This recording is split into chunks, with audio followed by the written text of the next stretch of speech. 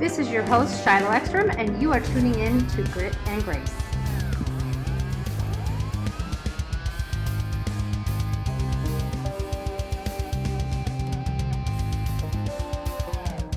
Real people, real conversations, and real grit.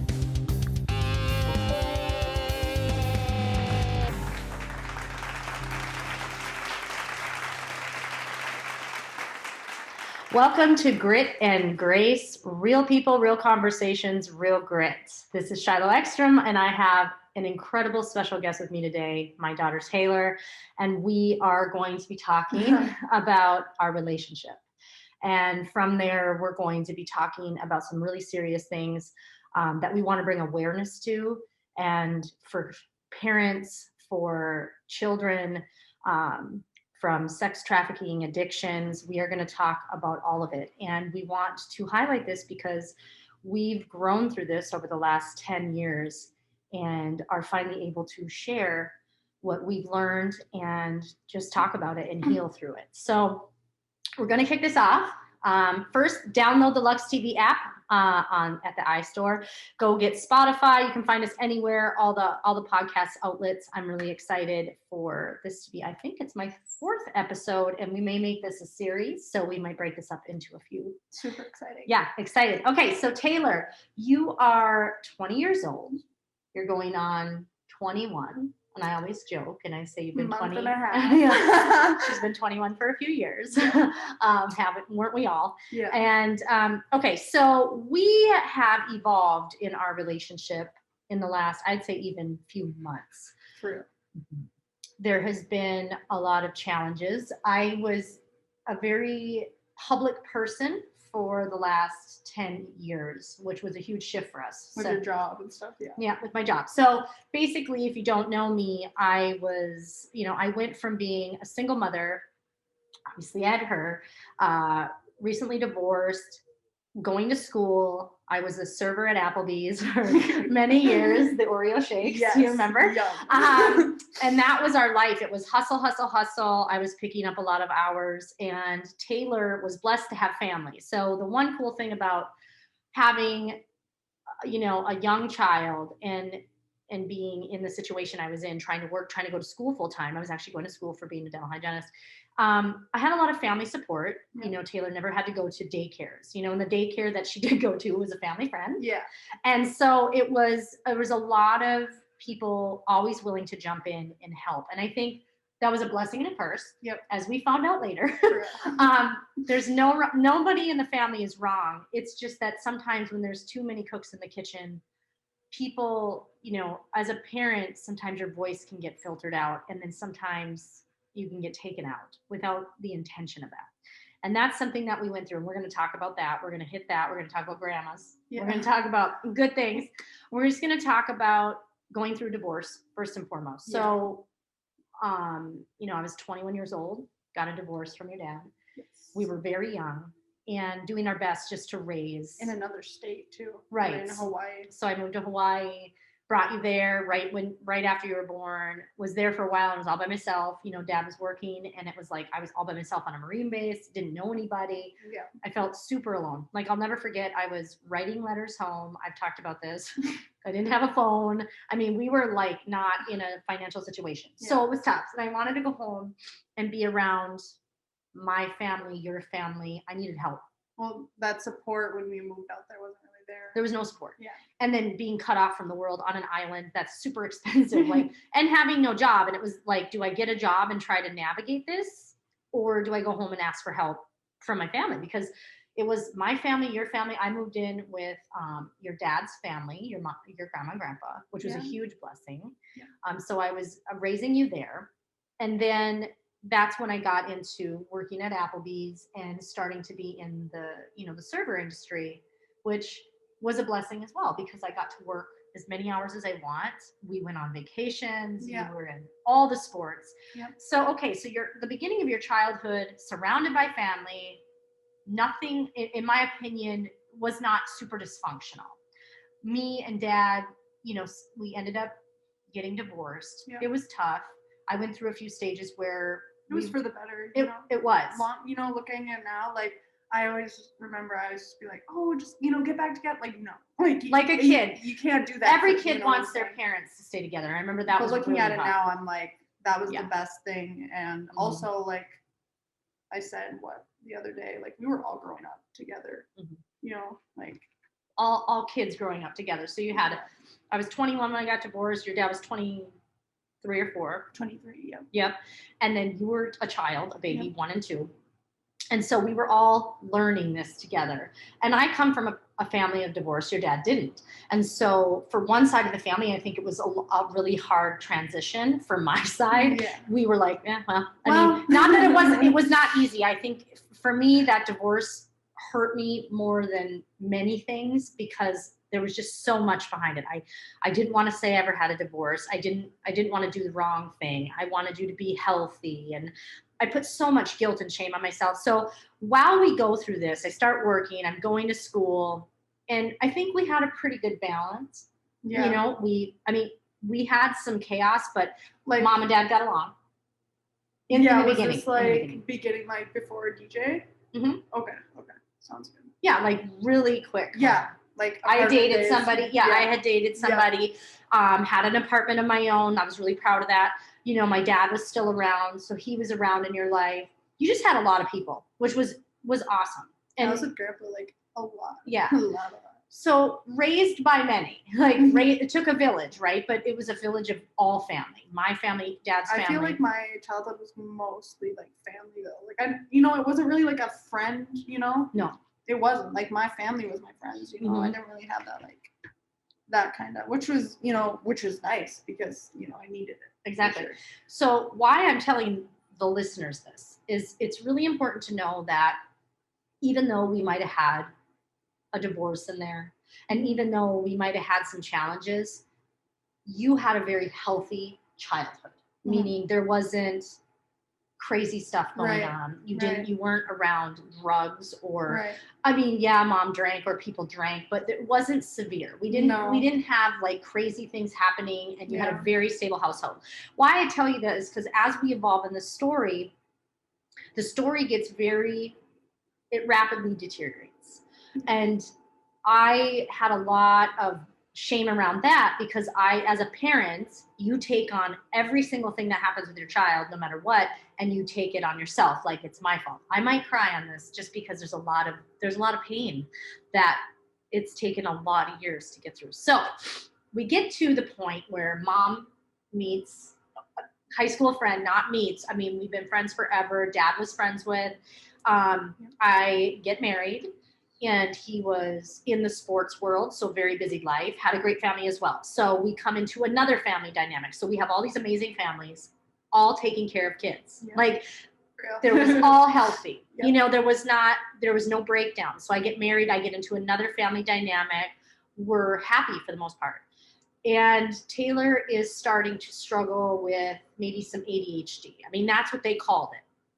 And the reality is we were kind of in this push and pull with, did we put her in school a year too early? Or, what do we do? We ended up not holding her back. I remember this. And then we should have. And so the next year she failed. So then we ended up holding her back the year we shouldn't have. And it was sucky for her. And she really struggled. And this is where our battles began, the battles of homework. And my love language, and I said this the other day, was yelling. And sometimes it comes out.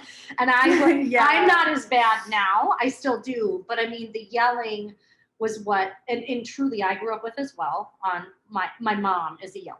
So my mom's love language as well was yelling. And then I adopted that because she grew up around that. And great family, but the yelling was definitely there. And so we had this breakdown where you had a stepdad, and I want you to jump in on this now. Sure. Okay. So for our listeners, we're kind of catching you up to the first part of the story. I mean, she's still a child. You're probably 7, 8, 9. This is the years. Yeah. And we start breaking down a little bit where we can start talking about what was about to happen. So we have a stepdad who absolutely loved you, but he was still a stepdad, and he was trying to navigate having a brand new kid, brand new babies. We had brand new babies. working a very, very professional, busy, crazy career where there was traveling, I was going to school. There was a lot of stress that came out of the family in good ways. Mhm. Where were you at right about now? Because you can remember this, where you started to pull away a little bit from me and what was happening. I mean, you loved your brother and sister, they were very little, but you were starting to struggle. So tell the listeners kind of from your perspective, this is, I mean, all the way up to 10, 11, 12, because this is where the years started breaking down. What was going on?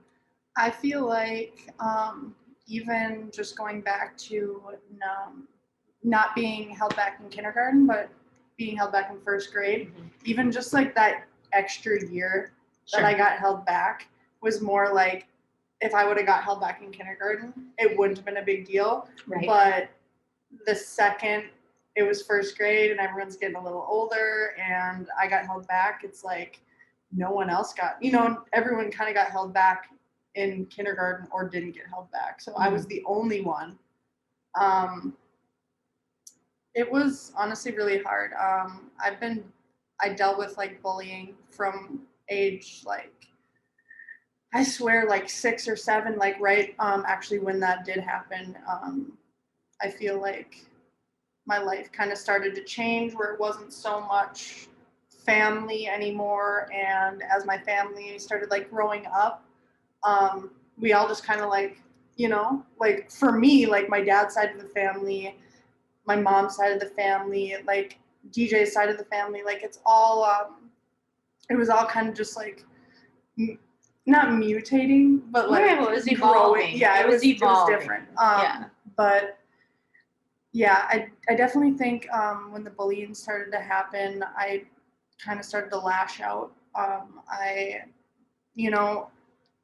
had 2 parents well, 3 parents actually that all worked super kind of like busy, like important jobs. And I was just kind of like struggling, figuring it out with myself. And I was having a hard time finding the right people. I was kind of like going in between groups. Like I really just like was trying to find, which one. I think you started to a little bit manipulate it too, because kids do that. I've done it. Yeah. And I think what was going on, and also where I made a mistake and I identified it way later, is because when you were getting bullied, I wasn't believing you the way I should have. I think I was thinking she was using it as an excuse, not because she wasn't getting bullied. Like, and I don't condone bullying. And now that I look at it, I'm like, wow, she probably was getting verbally. I actually think I was like, I'm gonna be honest, like back in the day, like I wasn't really a good kid at all. I was a really big liar.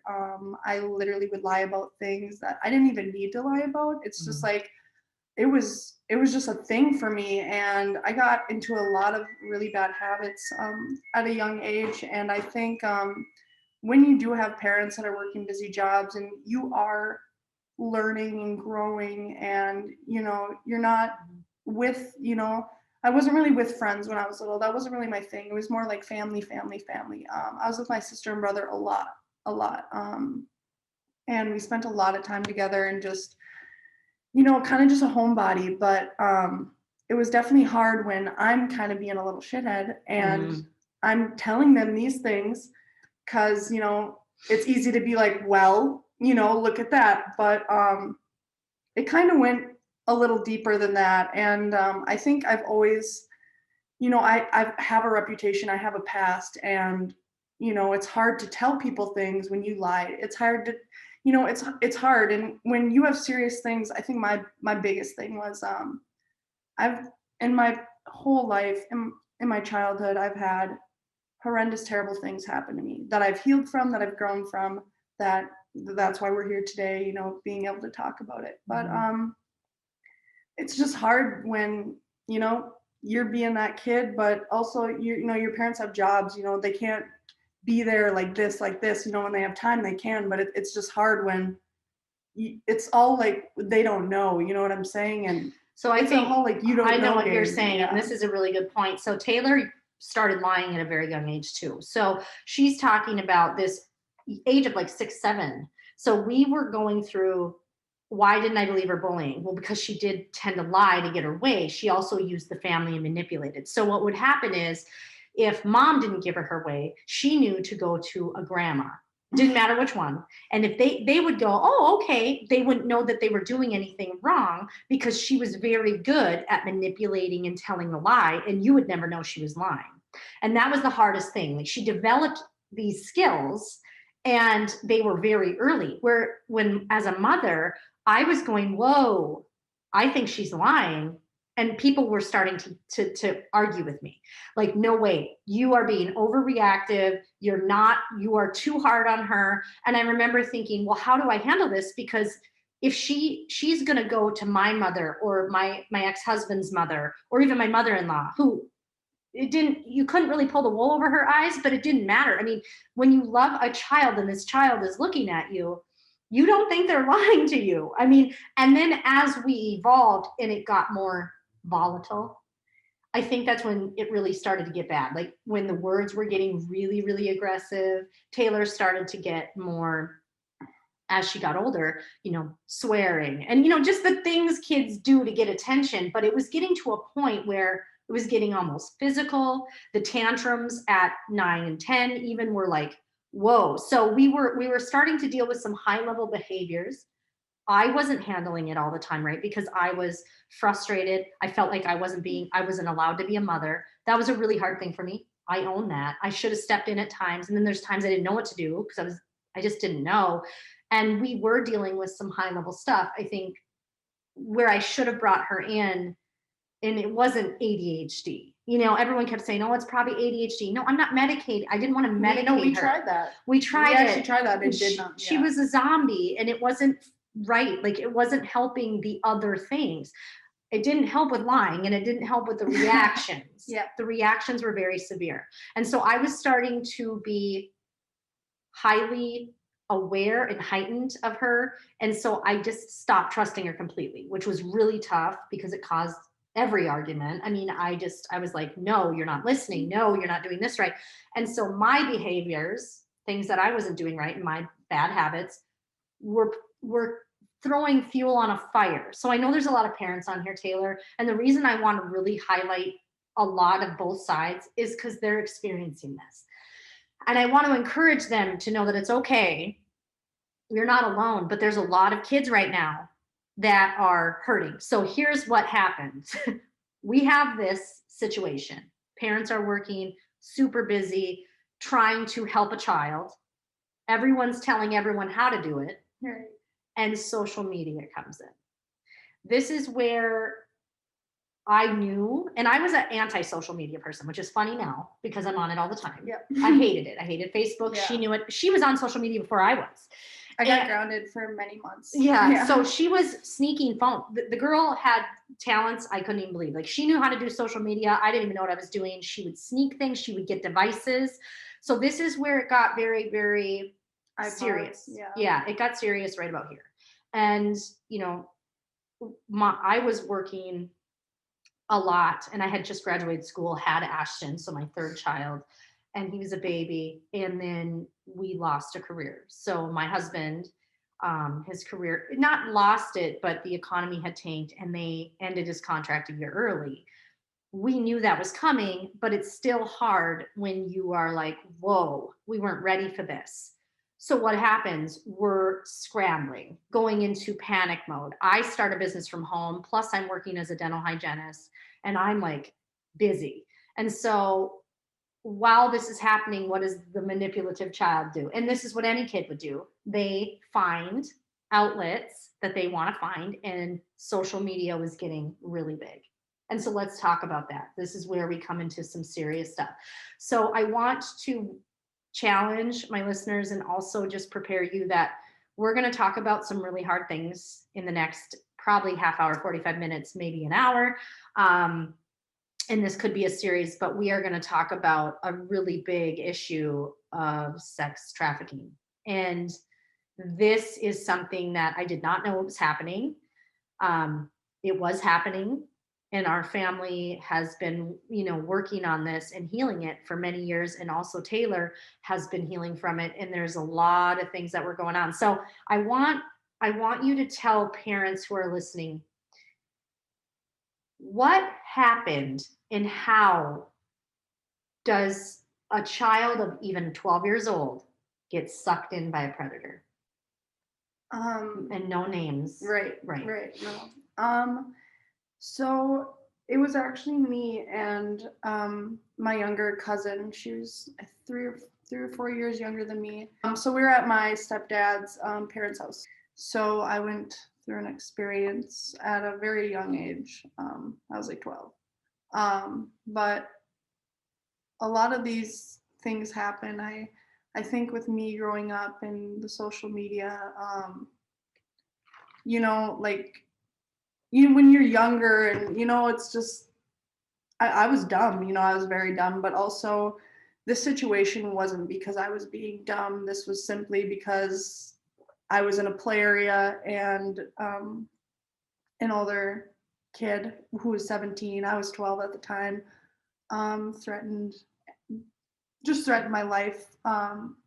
Not to tell anyone. He put his private parts in my face. He made me do a lot of things that I didn't know how to do. I didn't know what it was. I knew it wasn't good. I knew that I felt, I don't know, I felt like completely shut out because I knew I couldn't say anything, but also like going through the days, like I was so, messed up mentally. Like I'm still trying to figure it out. My parents don't know what's going on. All I want to do is tell them. All I want to do is ask for help. And so you had an older boy who in a child's world is in a power position. We understand this because mom's gone through that when she was really young too. I was around a lot of kids in the neighborhood and something similar happened. And so an older boy in kid world, that's power, they have a little bit of power, or, you feel like you can't argue with them. So you have an older especially boy. when you're so young, like I didn't know, I didn't even know what a guy had. I didn't know what a guy had. That was the first time, I knew it was bad, and I knew I didn't want it at all. And I said that a lot, but also like at that time, I didn't know if he had a gun. I didn't know if he was actually going to kill me, but like you were scared.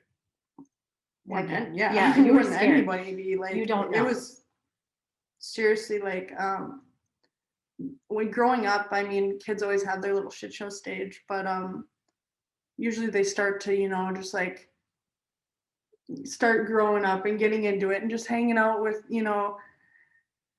kids and doing all this stuff. And I don't know, I feel like it was very hard for me to even help what I was going through before when that just happened. It just like it really just like messes up your whole mental. And I don't know, it made me just go even more downhill, I feel like. And then thank God one day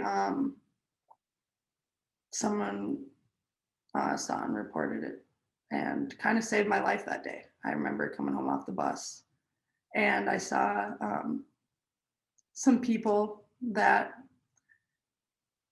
I don't know how, but I just knew that day. I walked in the door and I started bawling because I knew that you guys had found out, So I was more like, thank the Lord, but also I was just like, I felt so embarrassed, Sure. I didn't even know what I didn't know what anything was. I was still so awkward. And also like, I'm kind of a bad kid. So it's hard because our relationship isn't as strong as there was no trust. There was no trust. So she didn't want to come to us. So I'm fine. I found out way later. So I'm hearing this going, whoa. And the worst part about it, and I'll be honest, is I didn't know if I believed it.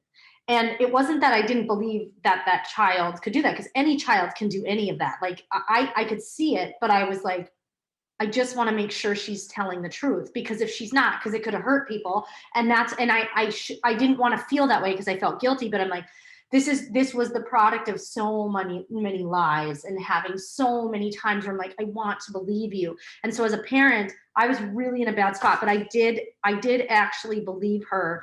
I never like said she was lying, but I was very nervous about the situation because it was so sensitive. And it was people in our circle. It was people in our circle that we were talking about. This wasn't like some random person. And so we had to really be careful. And, it did end up happening. And I still to this day didn't realize how big of a deal that was for her, because I come from a background of get over it. Like, that's what happens. Just get over it. Like, let's move on, heal. And that's kind of how I grew up. That doesn't mean people didn't care. We just had to keep going. And so, I think in my life and business, I've made that mistake too many times where I tell people, just get over it. And I don't acknowledge their pain. And that's part of my issue, and something I've had to learn over the last even few years, where I'm like, no, people need to feel, they need to heal their problems. They need to talk about it. Especially at such a young age. Yeah, she was young. One thing I do want to bring up, when you are growing up and, me as a kid, I'm kind of ruining the trust of my parents. They're divorced. I'm going back and forth.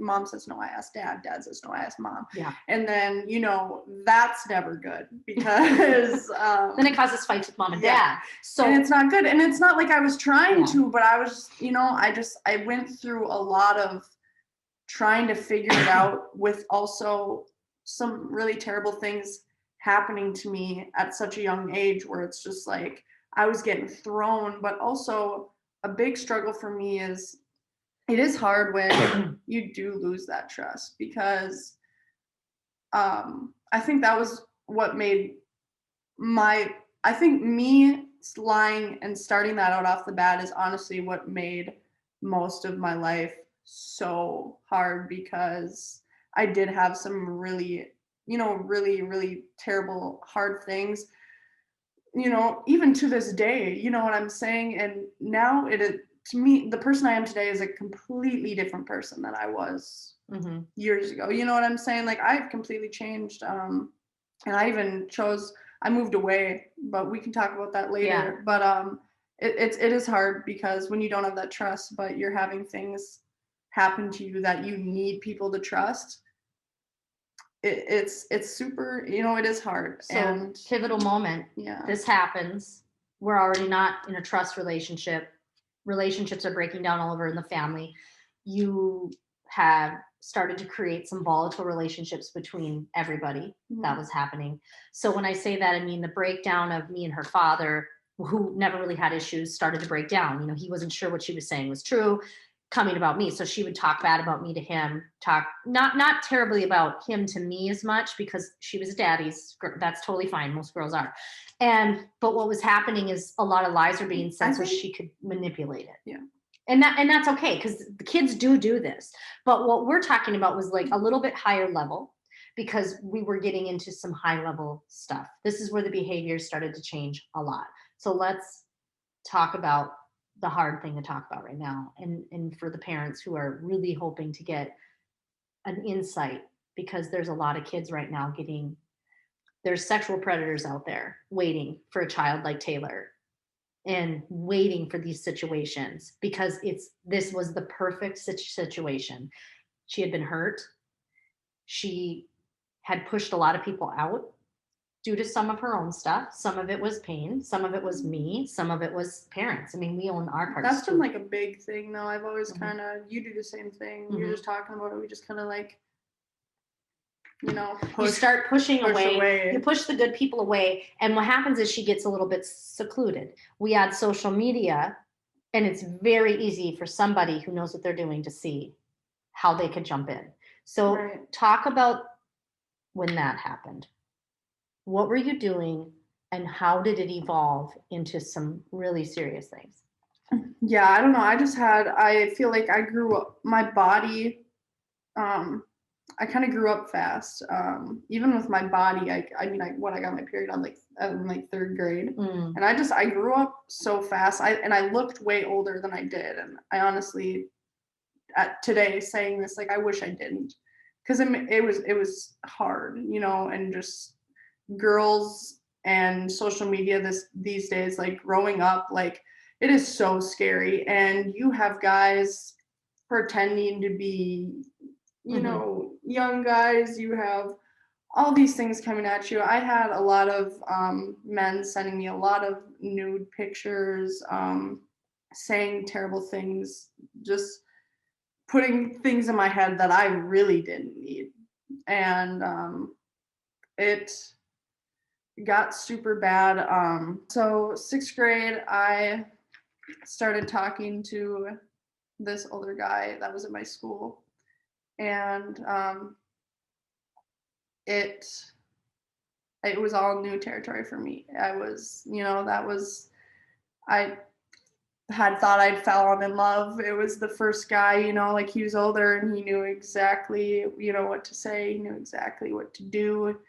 And then it got to at school, and then met up at school, and then just, over the phone, I was like, oh wow, he really likes me, loves me, all this stuff that went on for months.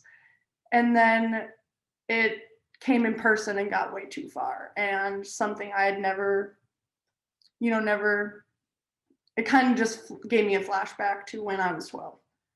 That's kind of how it was. And all in a matter of, a couple seconds, like I knew it wasn't right. And it's so different how people can talk on social media and how people can make you feel.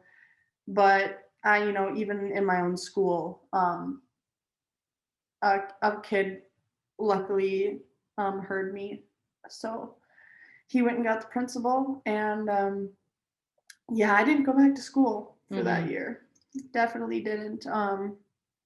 After that, I kind of screwed my reputation up. Well, she went off the deep end. You know what I mean? She went off the deep end.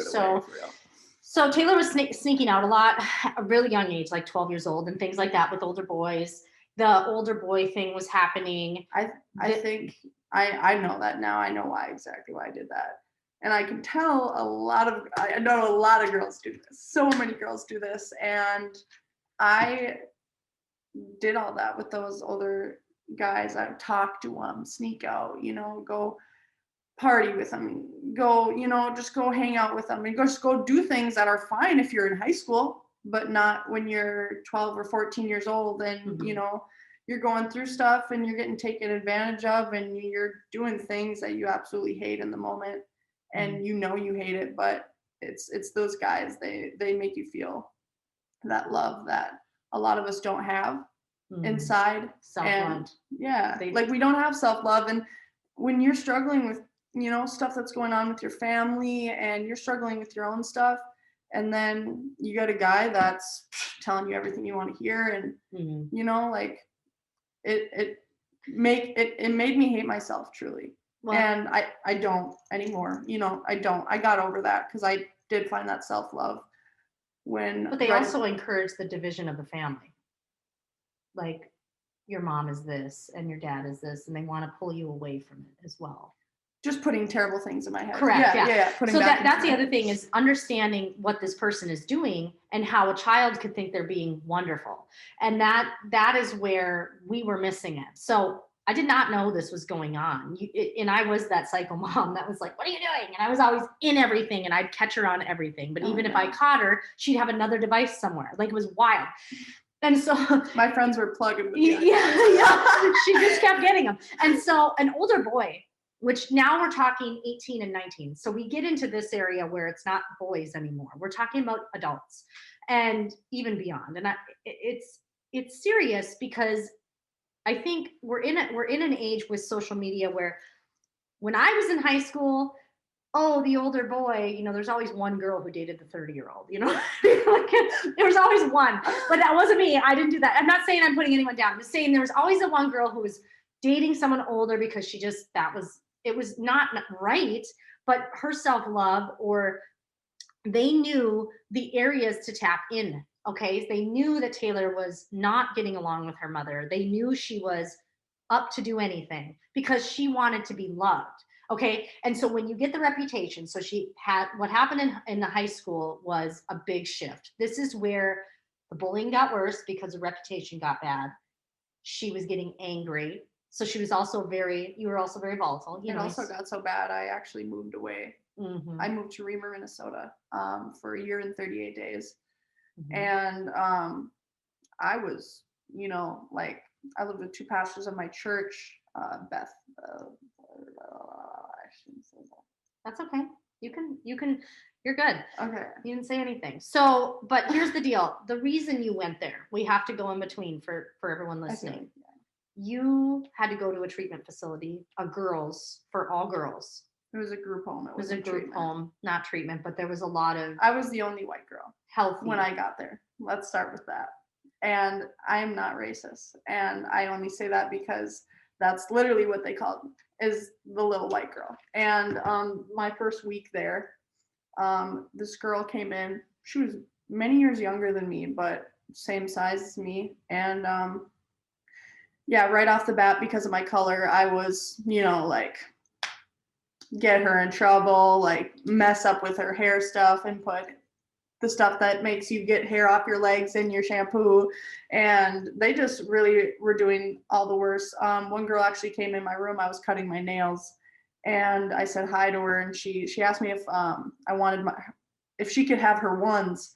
And in terms, that's like fighting, like, give me your ones. I'm going to get my ones. I didn't know that. I was not at all. You were 15. Yeah, I was from a very not. Small I was town. not. I was like, I don't have your money, and all these girls are sitting there laughing at me like, good luck, I remember we had a wood dresser cabinets, and there's like a dent for my head in the cabinet. I was cutting my nails, like I said, that was in my arm. I was so scared I didn't want to press charges, but the cops were like, the state was like, there's absolutely no way we have to press charges. It was bad. I was just scared, and like I moved away and like I know I have to do this. My relationship with you and my dad was terrible because I hated you guys, because I was just like, how could you send me away? There's a big build up to this too. So during this, the reason Tayler did go away, the state made it happen. This is where we kind of came into full circle of understanding what was going on. Tayler had been using social media to basically put a picture out and say, this is my address. And it was severe. There was some really tough photos as parents to see. I started raving at a really young age. I met an older boy in college when I was like 16. And we just like went to raves and wore like leotards with fishnets. And I mean, like, that's cool. Raves are cool and it's whatever. But like at my age, like I had a fake ID as an 18-year-old at 16 years old. And I'm living the life of a 21-year-old at 16. It was just 16. There was just the boys. Like the boys was a huge thing. She ran away. She ran away a few times. The one time that really got in more trouble, there was quite a few instances that led to this, but she had ran away. I actually thought she was dead. We found her. Her dad found her. In the res. Yeah, and it was tough. It was just more like they told you like, oh yeah, like I'm gonna take care of you. You don't need your parents. And well, the scary thing about this is that because of what happened, this boy/adult, because he wasn't thinking, ended up getting a felony.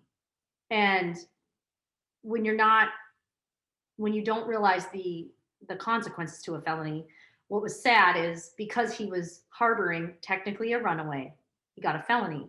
And it was simply because he had her at his house. I don't think anything crazy was happening, but it wasn't appropriate. His mom was a cop. That's how I got caught. Yeah, It wasn't very smart. They weren't thinking.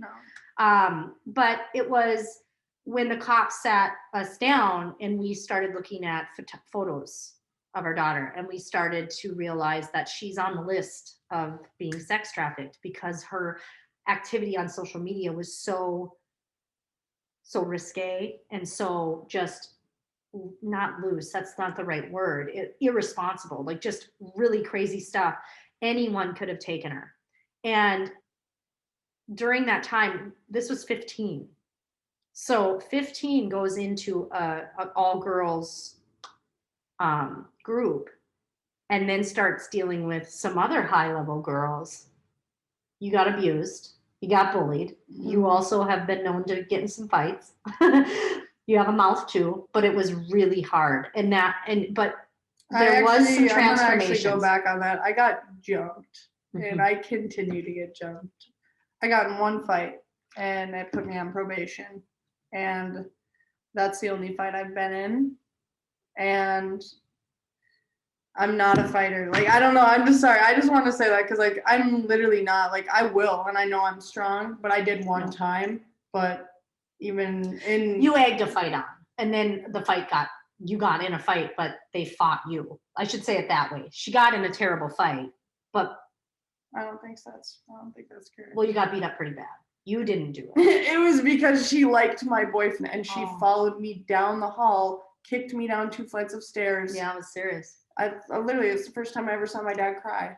They was all under the camera, kicked me down the stairs and beat the shit out of me. And like her little friends. And it's funny because I actually went to treatment. I went to Amber Wing with one of the girls that fought me in 7th grade, and she started bawling and apologized for everything when she found out about my life. She, instantly felt terrible, which I'm not gonna lie, she was crying, and I'd never felt so more like appreciative, that like now that you understand, yeah, you did it, and I was pretty hurt, pretty hurt, but they hurt her bad. I mean, she was. Life's all about moving on too, and keep going. Like if I sat here and dwelled over every person that's screwed me over, lied to me, hurt my feelings, I'd have no one. I have absolutely not one person. It's all about moving on. And, there's people, yeah, you don't need in your life, but you don't need to. I get it. I don't even know. I don't know why I was going to say that. We get out of here. You did have some growth in there. There was some healing that was done. You had some healing. Wasn't all for nothing because there was some improvement. For you, I think you got to talk. You got to let a lot of things out. I'm not saying it was perfect because the story doesn't really stop there. Now we go into some more serious things, and I'm going to let you kind of jump into to be honest, when I moved to Reamer, so with my dad, I was a daddy's girl for sure, but also my dad was single until about 6 years ago, and it was just that was my best friend. It was just me and him all the time, and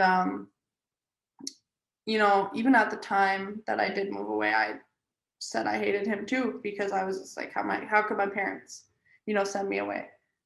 Today, looking at it, best thing that ever happened to me. Probably hardest thing I've ever done in my life, but I'm telling you, the person I am today and every single bad thing that's happened to me has made me so much stronger, has made me literally be able to be here and live my life, is because of the strengths and things I've overcame that sometimes I had to just do all on my own. And sometimes you feel like you do have no one. Sometimes you might feel that way and people might not be reaching out to you, and you might just you have you know what I'm saying. There's a lot of times in my life where I couldn't really ask anyone for anything. I couldn't do anything, like it was a lot of bad times where they loved me. I had people that loved me, but it's just like they were so burnt out, and I had to be, my own person. I've always had, I feel like that extra, like, feel like it's my angel soul that always saves me. You know what I'm saying? I always, I always save myself. And I think it's important to know that you had a journey there. Your dad and yours relationship broke down a little bit. But also, when I moved back to Reamer, that was hard. From Reamer or to Reamer? When I moved back to Duluth from Reamer, okay, that was hard because people thought I died. Oh my God, the rumors and what people said was crazy. Also, after I got back from Reamer, I think we went a couple years. Well, no, there was one incident we're going to talk about because it's important. Yeah, that was terrible. Okay, I know so exactly what you're talking yeah, about. and we'll talk about it because I have to own my end on that Okay. shit show. Okay, so Taylor had come back and had been doing okay. You know, she was dealing with, I'm not going to say great, but she went back to school. There was more drama and bullies because they talk. I mean, everybody knew she had gone away and came back. Well, to be honest, like everyone was talking about what happened. Like the 6th grade thing, like when I said like that really screwed it up. Like when you get a reputation, some like, you know, it just sticks with you, even if you're doing good, you know, like Yeah, it's school. I It's mean, high school. it's you're always gonna have that reputation. And it sucks because people do change. Hell yeah, people do change. It was tough. She went through a lot and then had to come back to high school. And then I was very busy at the time. We had moved and she wanted to come live with me for a little bit. And I was very nervous about it because we had a very toxic relationship. No, and her and my husband were not getting along. So there was just a lot. It was a lot. Like, do I do this? Because this is my daughter. I'm not going to say no to her. But at the same time, I'm scared of this because there's just so much tension and things we never dealt with. And she would react and I would react. And at the time I was highly heightened of a lot of things. I wasn't handling things right either. And so it's hard also when you have like third parties and like other people coming in and like when, you know, it's not like there, you know what I'm saying? Like step and just it's hard when outside of the family, you know, like there's a lot of voices. me. Yeah, there was a lot of people jumping in Yeah. and trying to be like, I'm gonna save her. No, I'm gonna save her. Shiloh can't save her, and you're gonna save her. But truly, the only person like I needed was my 2 real parents. You know, like Yeah, she I needed parents. the love from everyone. You know what I'm saying? But everyone I feel like was trying to cancel out the 2 main people I needed. Yeah. So that's what was hard. And I think the advice I want to give right now, because there's parents that are going, I don't know what to do. Stand, no matter how hard it hurts, take as many people out, not out of their life, but take them out of the decisions. And what was happening is there's just too many people making decisions that should not have, that didn't know everything, and it should have just been me and her father. Part of that breakdown me and her father had, we lost trust with each other and started to have a very bitter, negative relationship, which didn't help. So we didn't trust each other. And then we had so many breakdowns in so many areas. So Taylor did come home for probably a few weeks. And it was challenging. It was 7 days. Yeah, okay. It wasn't 2 weeks. 7 days. Okay, so I had to go out of town and we had to go somewhere for work. It was just for the day. This wasn't like overnight. And she was at school and we had 2 little kids. And so I was heightened to her lying and I was making sure she was doing the do. Like she's in school, she's doing this.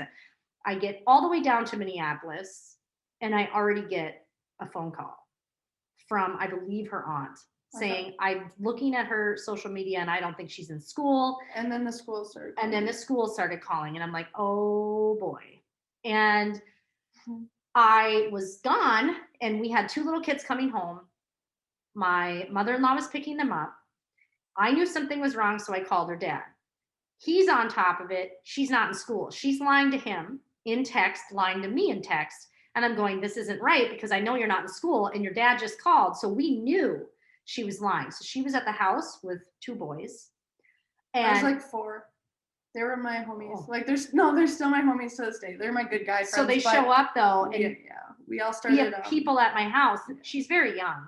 When people at her house, we've got kids that are coming home and my mother-in-law shows up and there's older guys. And at the time, this was just not going to fly. I was flipping out. Cops get called and it's a nightmare. So we have cops there. I'm getting in fights with the cops on the phone, trying to get home. Everybody's involved. And the thing is also, I'm going to say back to when I said, there's a lot of things I did at a young age where 17, 18, that would have been fun. But I just, you know, I was doing things too old, you know, because like we weren't doing anything bad. Like I just moved into my mom's nice house and I was like, yeah, you know, like we all skipped school because we didn't want to go. And we went, you know, I took them to my house and we didn't do anything bad. But at the time, you know, when I'm getting in trouble and I don't have the trust and I just have been at my mom's house for a couple days, and then I've always kind of had guy friends. Like I've always just kind of been more like the laid back, like I liked the fashion and all the girl stuff, but most of my friends I can honestly say are guys. And yeah, just at the time at my age, it was just not okay. And Right. yeah. So it was a frustrating moment. The cops were there all day. We get home. I'm exhausted. And I had a little bit to drink while we were down in the cities. We had lunch and I was dealing with this. Come home and obviously pour a glass of wine. That was my MO. And I'm just fuming. Like fuming because no trust. There was people in my house. I was more concerned with drugs. I was more concerned with But I came home stealing. There was the thing, not that happened, the stealing, not, I didn't, but I was more concerned, like, what is going on? And just thought the worst. We thought the worst, and it was bad. It was a bad situation. I'm not going to lie. I was super angry. And then I had people telling me what to feel and what to do. And I'm like, no, I'm effing pissed. Like, I'm not going to lie. I'm pissed. She does not need a pat on the back. Like, this is enough is enough. That's how I felt. Like, it's time to deal with this. So we get it. Like, she's sitting at the counter. She had broke 2 arms. This was crazy. She had 2 broken arms. Also, this is when you started getting into modeling. Because remember, I was already in trouble. And then the next day I came home and I had 2 guys or 3 guys come up to me with you on their screensaver. Mm-hmm. And I was going through a hard time with that, not because of you. Like you know, you were doing your thing, but at the time with kids my age, like, oh, look what your mom's doing. You're gonna be just like your mom. Like my mom's, like she's an amazing person, and like that even hurt me more because like she wasn't doing anything bad. I was in a swimsuit, and it was I'd show the picture all day long. But no, but it was just more like everyone. Like just everyone shitting on you. Yeah, everyone shitting on you, and like I'm gonna be honest, like you know how hard that is, and you even told me like I understand. Yeah, I do. It is hard, but I admit that it's not fun. Hard, and that's like I don't know what to do. It's never fun to hear about your parents, and people will do that because they know it bothers you, but and also, they'll do it all the time. We're fighting, but also I'm having things said, and it's like I care about her, so it's just like I'm not mad, but I'm just like. We're not even getting along, and like I'm getting bullied myself. I'm getting bullied because some stupid kids are saying dirty things about my mom. Most frequent question I've ever been asked in my life is if we can have a 3-way. Like just it's not okay. It's not okay, and it's gross. Mm-hmm. Like my friends literally message my mom on Instagram. I don't know. They do. Hopefully you see this, but please stop because it's not Don't worry, I don't give them any fuel. Anyways. I know they tell me they get mad.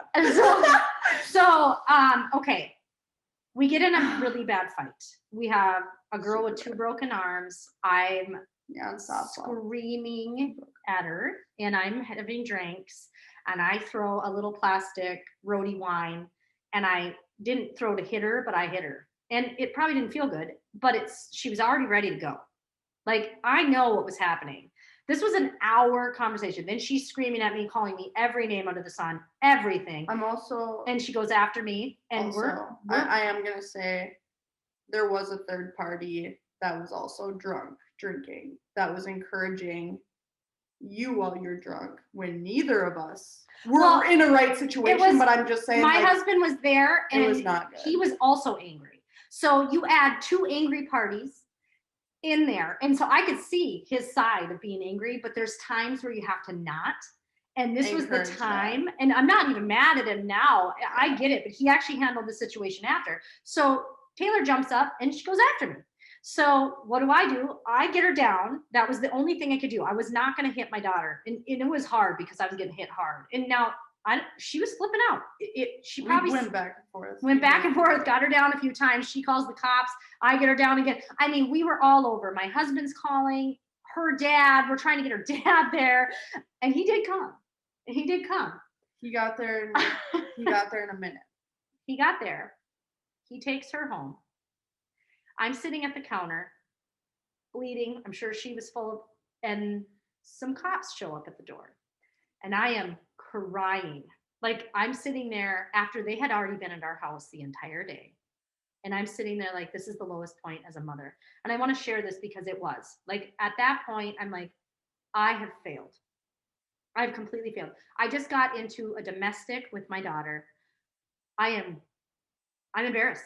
Like the cop came in and I told him exactly what happened. I said, I was yelling at my daughter, wasn't happy with her.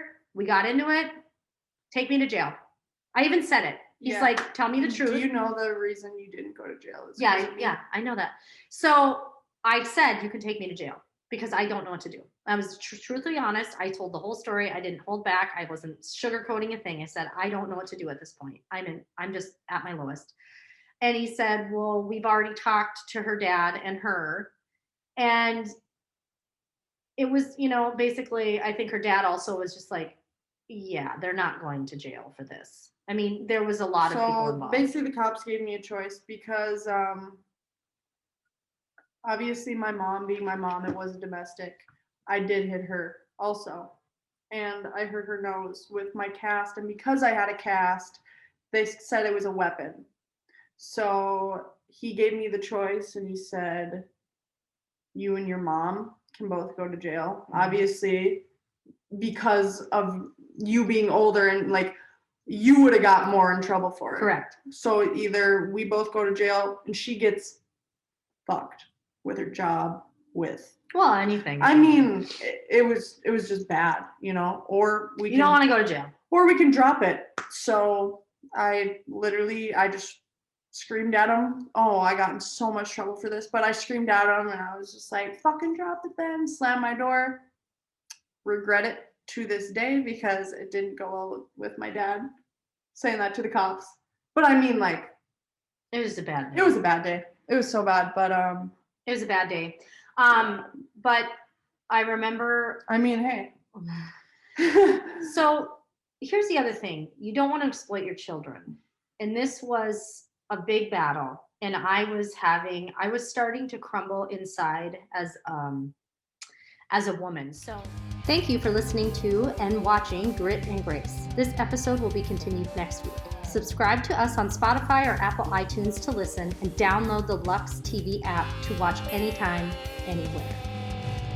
Now, glutathione is a big word, but it's the body's own master antioxidant. So it's a scavenger for free radicals, for bacteria, and what's relevant now, viruses. This is new to the marketplace. There's no other product on the market that has the ingredient NACET.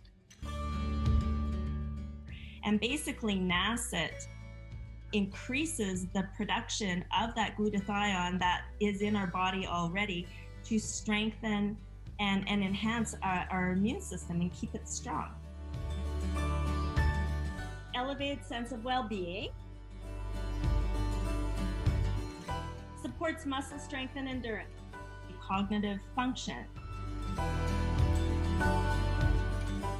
Powerful liver support. Energy. Helps blood sugar regulation. Superior bioavailability of key ingredients.